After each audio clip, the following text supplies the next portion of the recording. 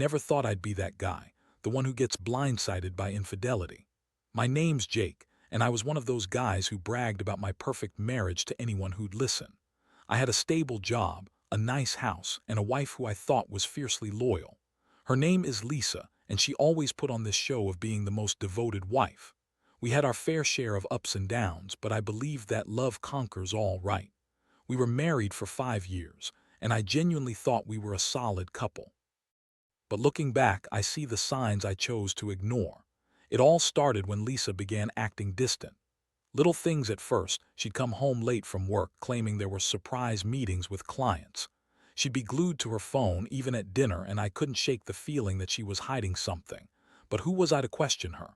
I trusted her completely. I mean, we had plans for the future, dreams of traveling to Europe, buying a bigger house, maybe even starting a family. It was all laid out in front of us like a beautiful, well-constructed blueprint, but that blueprint started to crumble unbeknownst to me. Things took a nasty turn one Wednesday evening. I got off work early, excited to surprise Lisa with a homemade dinner. I'd even picked up a bouquet of her favorite flowers, sunflowers. I envisioned her face lighting up when she walked through the door. But when I arrived home, the house was dark. I knew she should have been there by now.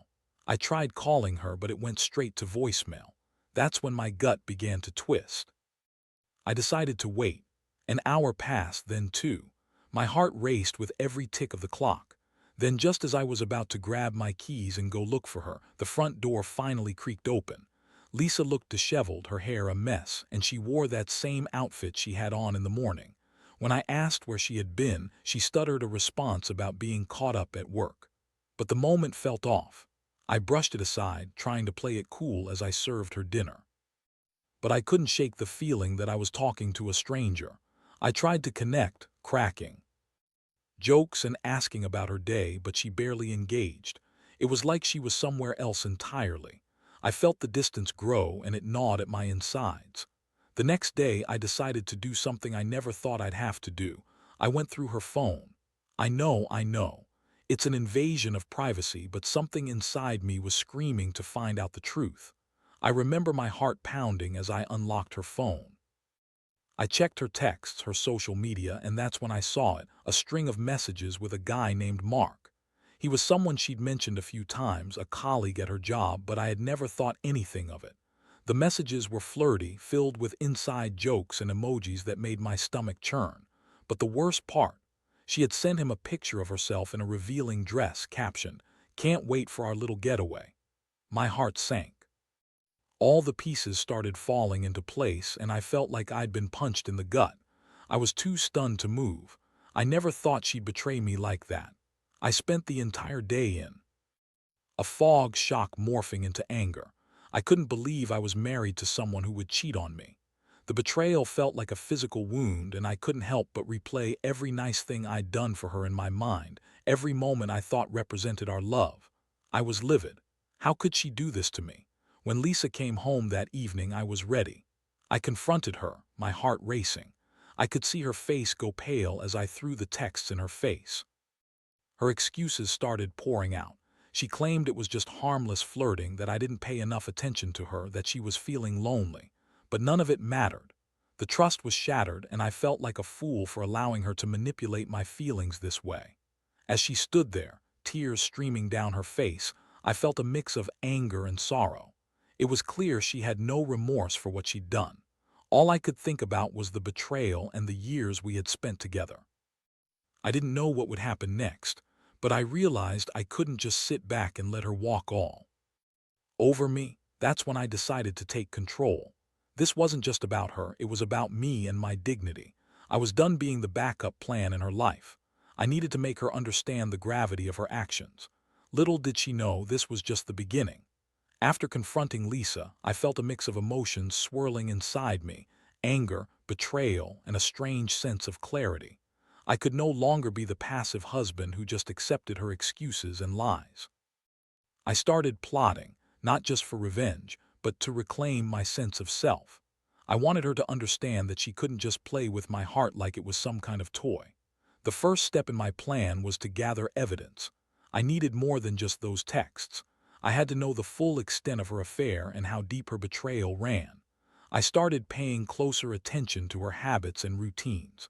The little things I had overlooked before suddenly became glaringly obvious. Lisa had a new yoga class. She would often attend, but it struck me as odd that she'd come home with makeup still perfectly intact, as if she hadn't been sweating it out in a hot room. I decided to follow her one evening, my heart pounding and my palms sweaty. I felt like a detective from a bad movie, but I was determined to uncover the truth. I parked a distance away from the yoga studio, waiting with my heart racing. After about an hour, Lisa came out, but she wasn't alone. She was with Mark. Seeing them together made my blood boil. They were laughing, and as they walked toward a nearby cafe, I could see the way she leaned into him, the way she touched his arm. It was as if I was watching a scene unfold that didn't belong in our reality. My mind raced with thoughts of betrayal and hurt. What made it worse was the realization that she had been lying to me all this time while I thought we were working on our marriage. I took a deep breath, steeling myself for what was to come. It was time to confront her again, but this time I wouldn't be gentle about it. I needed to hit her where it hurt, her precious reputation. I returned home before Lisa, trying to maintain an air of normalcy. When she walked in, I acted as if everything was fine. I even prepared a nice dinner, but my heart was pounding with anticipation. When we sat down to eat, I casually brought up her yoga class, waiting for her to start lying again. "Did you have a good class today?" I asked, watching her closely. "Oh, it was great. We did some new poses that really stretched me out," she replied, not meeting my eyes. I took a deep breath, my heart racing. "That's funny." I saw a different kind of stretching happening at the cafe down the street with Mark. Her eyes widened, and in that moment I could see the panic set in. "What are you talking about?" she stammered, trying to regain control. I held her gaze, feeling stronger than I had in days. "You know exactly what I'm talking about. I watched you with him. You think I wouldn't notice? I saw the way you two laughed and interacted like you were in some romance movie. Spare me the lies, Lisa." Her facade crumbled, and she started to throw excuses at me. "It's not what you think. We were just talking. You're being paranoid." But I wasn't having any of it. I had enough evidence to confront her, to show her that I wasn't the naive husband she could easily manipulate. I pulled out my phone and showed her the pictures I had taken, the texts I had collected, all of it laid bare before her. I could see her crumble. The tears flowed freely now as she realized I was serious. "Jake, please, it was a mistake, a stupid mistake. I love you. I never wanted to hurt you." Her pleas fell on deaf ears. I felt a sense of relief mixed with rage.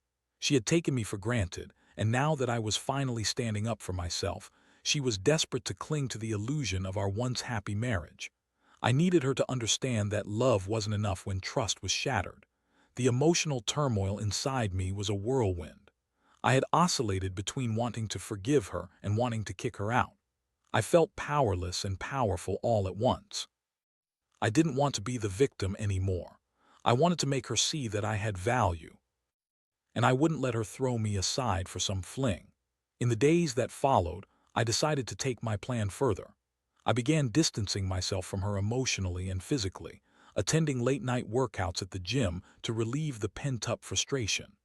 I shared laughs with friends, rekindling old friendships that I had neglected while focusing on my marriage. I wanted Lisa to see that I could thrive without her, and that I wouldn't be the safety net she could fall back on whenever things got tough. As I started to regain my confidence, I also began to think about how I would make my next move. I needed to hit her where it hurt, and I knew the perfect way. I wanted to make her realize that she couldn't just replace me and continue her life without consequences. The emotional roller coaster was far from over, but I felt a strange sense of determination. This would be my journey from betrayal to empowerment, and I was ready to take it to the next level. I wasn't just going to move on. I was going to show Lisa exactly what she was losing. Little did she know the game was just beginning. As the days turned into weeks, I focused on building my confidence and preparing my next move. I had a quiet resolve, and it felt good to embrace my independence. I started going out more with friends, picked up hobbies I had neglected, and even joined a local sports league. I wanted Lisa to see that I was not just a shell of a man waiting for her love. I was a person with a life and interests of my own, but the heart of my plan was still simmering beneath the surface. I decided it was time to let the people who mattered in my life know what was really going on. I reached out to my closest friends and shared the truth about Lisa's infidelity. The support I received was overwhelming. They rallied around me, providing a listening ear and encouraging me to take back my life. I learned that I wasn't alone in this fight. One night, while hanging out at a bar with a couple of friends, I ran into a girl named Sarah. We'd known each other casually through mutual friends, but that night she seemed different. She was fun, engaging, and her laughter was infectious. We started talking, and it felt good to connect with someone who wasn't burdened by the pain of betrayal. We exchanged numbers, and I found myself looking forward to texting her. It was refreshing to engage with someone new, and while it wasn't my intention to jump into a relationship, it was nice to feel desired again. Lisa, on the other hand, was still trying to hold on to our marriage, but I was no longer the easygoing husband who would just accept her empty promises. One evening, she tried to bring up the topic of working through our issues. We were sitting in the living room and she looked nervous. "Jake, I know I messed up, but we can fix this. I love you and I want us to be happy again," she pleaded. I took a deep breath and chose my words carefully. "Lisa, I don't think you understand the weight of what you've done. You broke my trust, and now I'm not sure if I even want to fix things." Her eyes filled with tears, but I felt a sense of empowerment wash over me. For the first time in a long time, I wasn't the one feeling like I was at a disadvantage. I wasn't going to let her manipulate my feelings anymore. The next day, I decided to take it a step further. I called a lawyer. I wanted to know my options if it came to that. I wasn't ready to file for divorce just yet, but I wanted to be prepared. The lawyer was sympathetic and laid out the potential scenarios. It felt liberating to take control of a situation that had made me feel powerless for so long. After that meeting, I decided to confront Lisa one more time. I wanted her to understand that her actions had consequences and that she couldn't just waltz back into my life when it suited her. I invited her to sit down and talk, and she looked hopeful, like she thought I had finally come around. "Jake, can we just start fresh?" "I'll do anything," she said, her voice trembling slightly. "Anything," I repeated, leaning closer. "You say that now, but what does that even mean?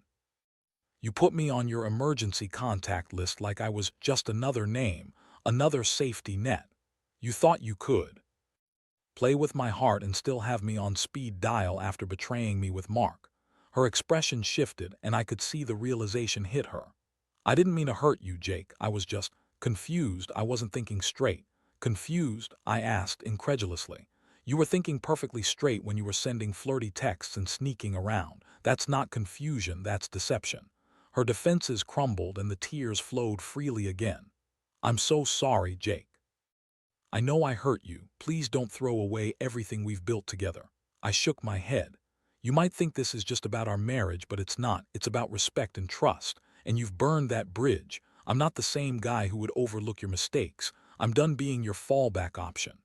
With that, I stood up, leaving her sitting on the couch, the weight of reality crashing down on her.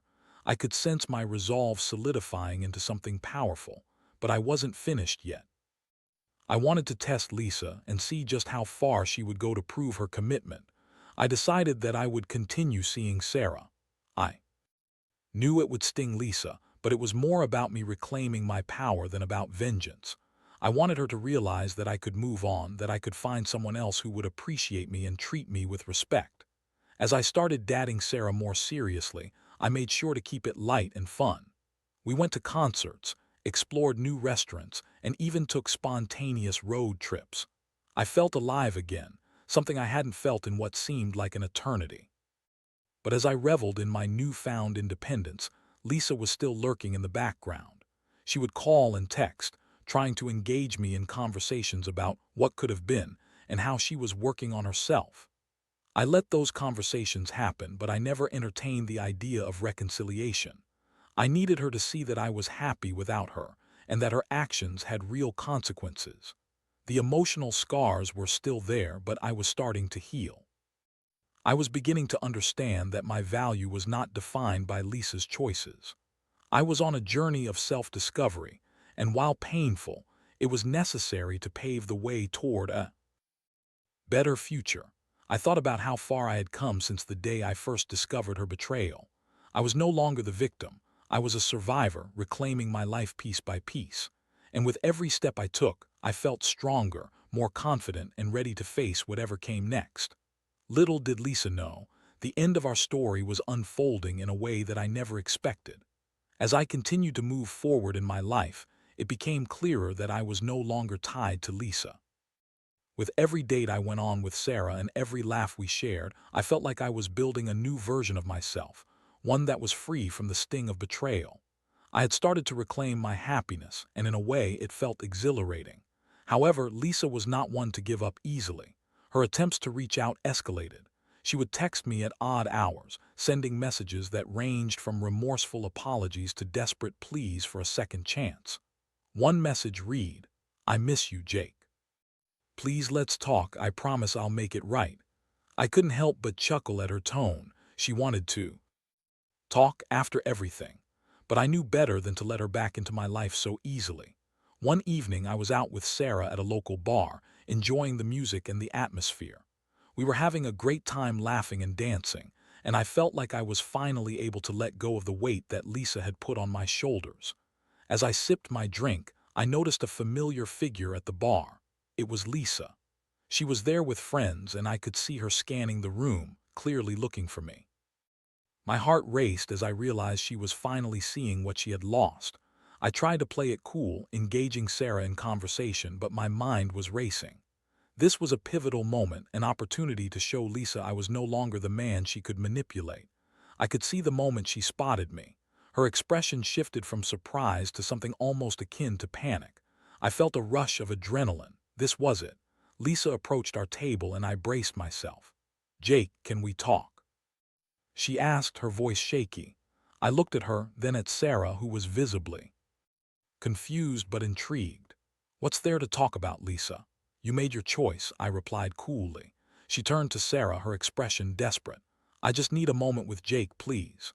Sarah remained silent, observing the scene with an intensity that made me appreciate her even more. I nodded at her to indicate that I'd handle it. With a deep breath, I stood up and followed Lisa away from our table. As we stepped outside into the cool night air, she immediately started pouring out her heart.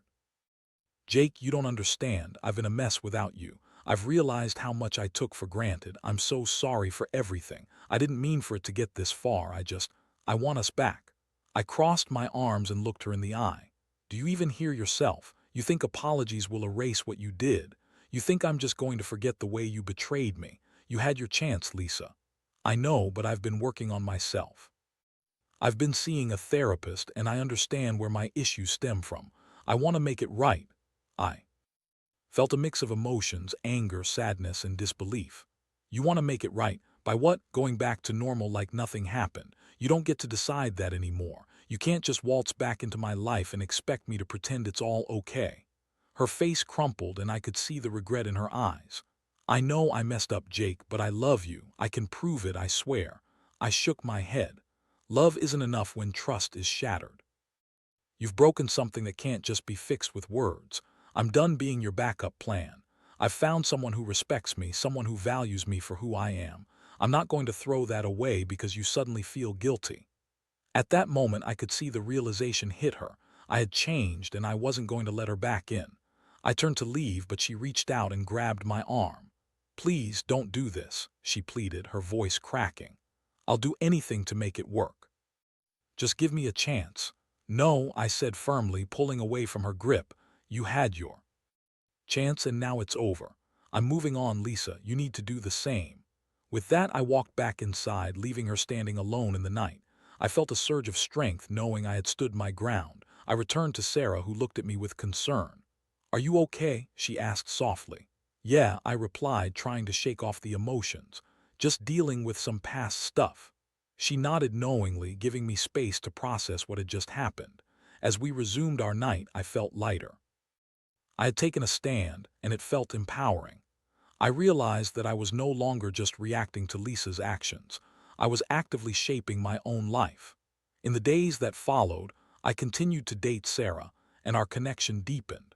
She was supportive yet fun, and I found myself genuinely enjoying every moment we spent together. It was amazing how different it felt to be with someone who respected my boundaries and appreciated me. Meanwhile, Lisa continued to try and reach out, but I ignored her attempts. I had made my choice and I wasn't about to waver. Each time I got a message from her, I felt a mix of satisfaction and relief. I was finally free. But deep down, I knew I had to confront the emotional aftermath of my relationship with Lisa. I needed closure, not just for her but for myself. I decided it was time to have one final conversation, where I would put everything on the table and say what I needed to say. I wanted to make sure that I could finally move on without any lingering doubts or feelings of guilt. I was ready to face her one last time, to let go of the past entirely. This was my path to true healing, a chance to close that chapter and fully embrace the new life I was building. So, I reached out to her and proposed we meet one last time. It was time to finish what we had started, for better or worse. The day of my final conversation with Lisa arrived, and I felt a mixture of anticipation and dread. I had been steeling myself for this moment, and I knew it was time to put everything on the table.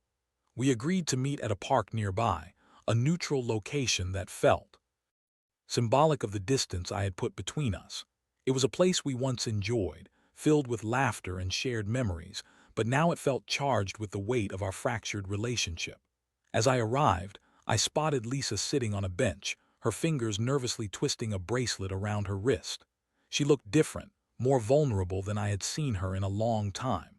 The strong facade she had put up during our previous confrontation seemed to falter. I took a deep breath and approached her. "Hey," I said, trying to keep my tone neutral. "Hey," she replied softly, looking up at me with a mixture of hope and hesitation. We sat in silence for a moment, both of us seemingly unsure of how to begin. The air was thick with unspoken words and unresolved feelings. Eventually, I broke the tension.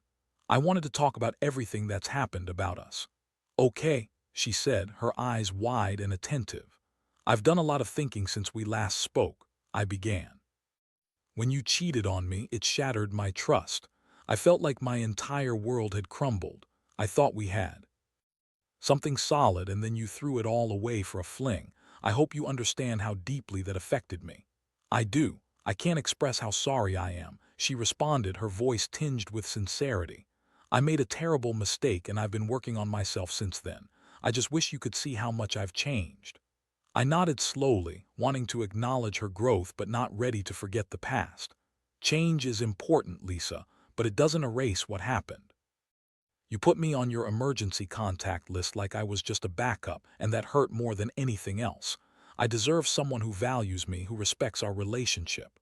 "I know you do," she said, tears welling in her eyes, "and I want to be that person for you. I've realized that I took you for granted, and I would do anything to have you back in my life." "Would you, though?" I challenged, leaning forward slightly. "Would you really do anything?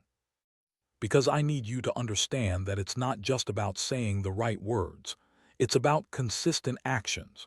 You've left me feeling like I wasn't worth your loyalty, and I can't just pretend that didn't happen."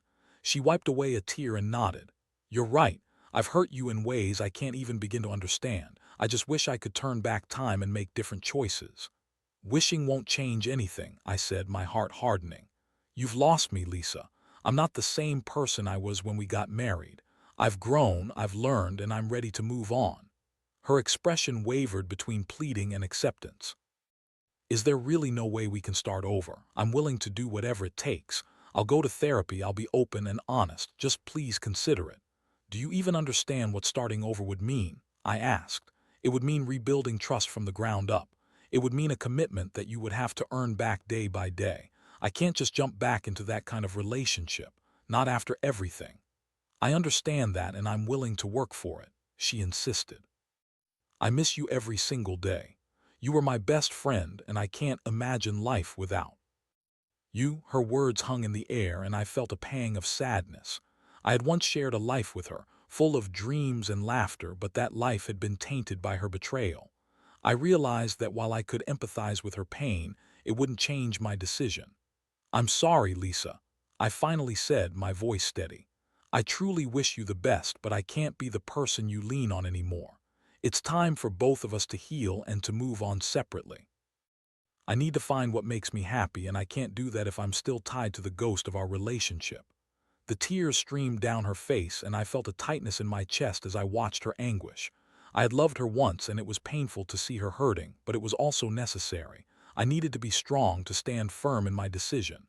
"Can we at least be friends?" she asked, her voice trembling. "I don't think we can," I replied gently.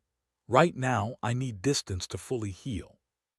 Maybe someday we can look back on this and find a way to be civil, but for now, we need to go our separate ways."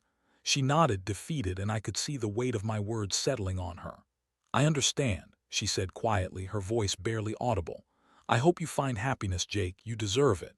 "I hope you find your happiness too, Lisa," I replied, holding her gaze for a moment longer. With that, I stood up and walked away, feeling a strange mixture of relief and sadness. I had faced my past, confronted my pain, and closed the chapter on a relationship that had once defined me. As I left the park, I felt a sense of liberation wash over me. I was ready to embrace the future without the burden of our shared history weighing me down. I had learned valuable lessons about trust, resilience, and the importance of self-worth. As I moved forward, I could feel the fog of despair lifting. I was no longer tethered to Lisa's choices. I was carving out my own life, and it felt good. The road ahead was uncertain, but I was ready to face it head-on with a renewed sense of purpose and a heart open to new possibilities. This was my second chance to create a life that was truly mine. Leaving the park felt like stepping out of a heavy fog, the kind that had clouded my vision for far too long. I had done what I needed to do, confronted my past, and let go of the remnants of a relationship that no longer served me. It was a pivotal moment, a turning point that I would look back on as the day I reclaimed my life. In the weeks that followed, I immersed myself in my own happiness. I rediscovered the things I loved doing: hiking, cooking, and spending time with friends who had always been in my corner. I realized how much I had sacrificed for a relationship that had become toxic, and now it was time to put myself first. Sarah and I continued to date, and she became a source of joy and stability. Our connection deepened, and it was refreshing to be with someone who genuinely cared and respected my feelings. We shared spontaneous adventures, late-night talks, and laughter that felt effortless. I was amazed at how quickly I had adjusted to this new chapter in my life. I learned to enjoy the little things, like the way the sun filtered through the trees on our hikes, or how Sarah's laughter could brighten even the cloudiest of days. I had spent so much time wrapped in pain and anger that I had forgotten how beautiful life could be. There was a newness to everything, a sense of discovery that came with moving forward. But the emotional journey wasn't without its challenges. Sometimes I found myself reflecting on the memories I had shared with Lisa, those moments of laughter and love that had once filled my life.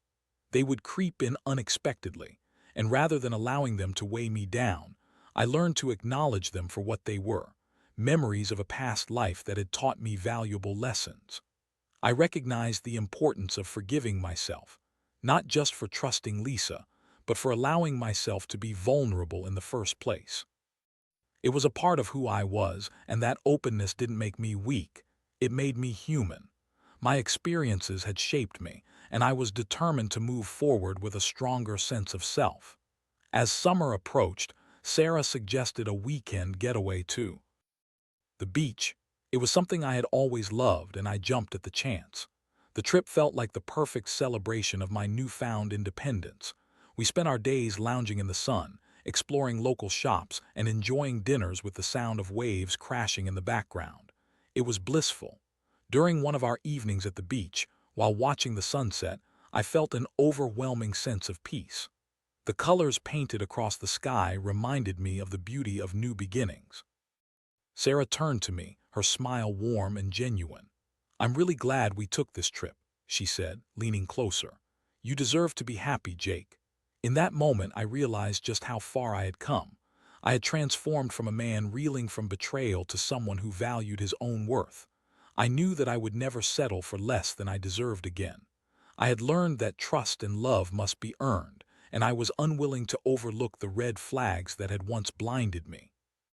As I sat there, taking in the beauty of the sunset, I thought about what I would say to someone else who found themselves in a similar situation. You are not defined by your past. It's okay to feel hurt, but don't let it pull you under. Learn from it, grow, and remember that you are worthy of love and respect. This wasn't just about moving on from Lisa. It was about understanding the importance of self-love and the power of resilience. I had faced the storm, felt the rain, and now I was ready to embrace the sunshine. When I eventually heard from Lisa again, it was a simple message wishing me well. I felt a twinge of something, nostalgia perhaps, but I brushed it aside. I had moved on and I was proud of that. I would always cherish the lessons I had learned, but I knew I was headed in a different direction now. In the end, I realized that life is a series of lessons, and while some are painful, they serve to shape us into the people we are meant to be. My journey taught me the importance of standing up for myself, of never settling for less, and of always striving for happiness. As I walked hand in hand with Sarah along the beach, I felt a surge of gratitude for every twist and turn that had led me here. I had not just survived, I had thrived. And this was just the beginning of a future filled with promise and possibility.